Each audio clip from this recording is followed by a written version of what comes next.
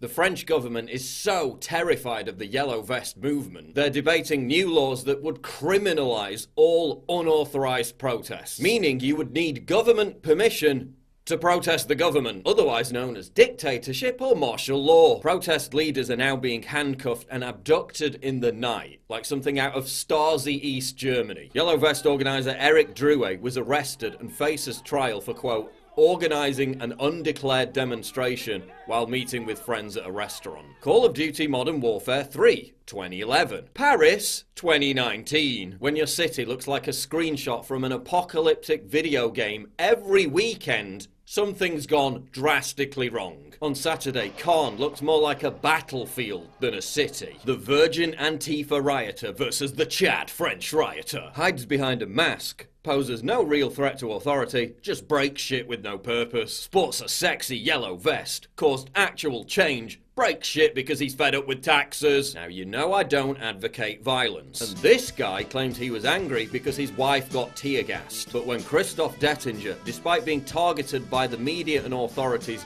doxed and having his home raided, becomes an overnight icon, you know whose side the public are on. I don't want to see Paris torn up, but when Antifa attacks banks, the left cheers. When Yellow Vests do the same, it's a dark harbinger of a fascist takeover. But President Macron is a globalist authoritarian, and the only way authoritarians know how to react to disobedience is with violence. But the underpaid and overworked French police will eventually join their fellow countrymen, and the king will have no clothes. As Tom Luongo writes, the Yellow Vest movement is coffin nails for the EU because it illustrates how the EU is a scam and all of its policies were designed to do exactly what it's done: impoverish the working classes, enrich the aristocracy, and enforce it through a Byzantine bureaucracy that makes the world of Terry Gilliam's Brazil look like a Toyota factory floor. Now Yellow Vest activists are tearing down EU flags. When he was elected, Macron was hailed as the saviour of globalism. Little over a year later, and his approval rating is at 23%, while his citizens are using forklift trucks to smash into the Ministry of Finance and Economy building. Meanwhile, the establishment has set in motion a character assassination of the small but growing Yellow Vest movement in the UK.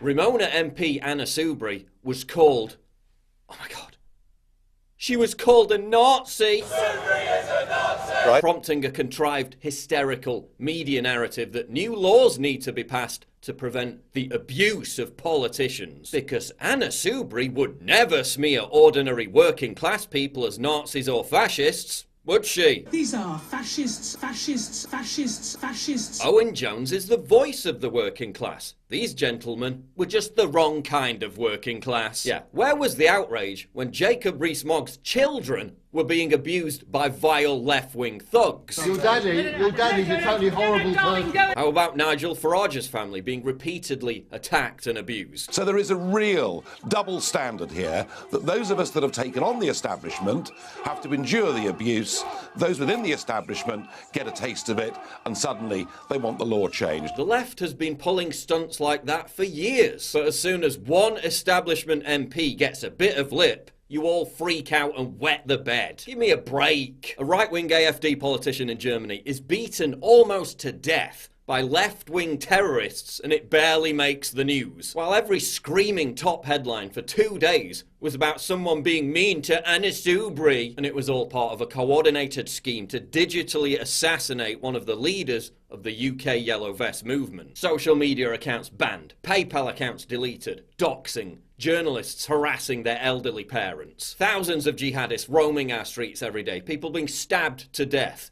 every single day. Gotta get those dangerous 13-year-old girls off the streets though. Then there's this bizarre footage out of Holland which shows a woman wearing a yellow vest being dragged away from a baby stroller by police. The incident was apparently some kind of police training or social experiment, but it's disturbing nonetheless. Basically, the yellow vest is the new anonymous mask. It's a unifying emblem for anti-establishment fervour across Europe. And it seems the only thing more provocative than yellow vests is German women who wear their hair in braids. Wir sind jetzt hier auf dem Bahnhof Chemnitz und wurden wirklich von der Polizei angehalten und ich wurde wirklich gefragt, was ich für eine politische Meinung habe, ob ich denn nicht eine rechte Meinung vertrete, weil ich Zipfer habe. There's also speculation raging, which is unconfirmed at this point, that governments are already conspiring with mainstream media networks to release pre-written stories if tensions escalate that will do everything possible to minimize the chance of events being seen as a European spring. We've already seen mainstream TV channels in France photoshopping and censoring anti-Macron protest signs. The Yellow Vest movement utterly terrifies the elite because it unites aspects of both the left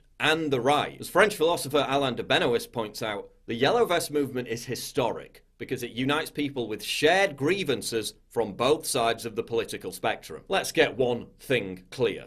The reason the establishment hates the Yellow Vest movement is because the establishment hates the working class. The reason why left-wing mouthpieces like Owen Jones and lovey celebrities hate the Yellow Vest movement is because they hate the working class. The working class are not capable of making important decisions. That's why they are the working class, instead of leaders and professionals. You spent decades disingenuously pandering to the working class while feeling entitled to their vote, while offering them nothing but political and economic betrayal in return. Standards of living sunk, wage growth stagnated, fuel prices skyrocketed, and communities were destroyed, thanks to your myopic insistence on importing millions of migrant wage slaves. Now the working class have finally got wise to it and withdrawn their support, prompting your thinly veiled disgust, elitism and snobbery to be fully revealed in all its fetid repulsiveness. I don't know where the Yellow Vest movement is going, but you can bet for a fact that the establishment's response is going to become more and more brutal, proving once again that globalism can only be pursued at the expense of the freedoms, prosperity, and dignity of ordinary working class people. Please click the big red button to subscribe. It really helps me when you do that, and click the bell to allow notifications so you never miss a new video.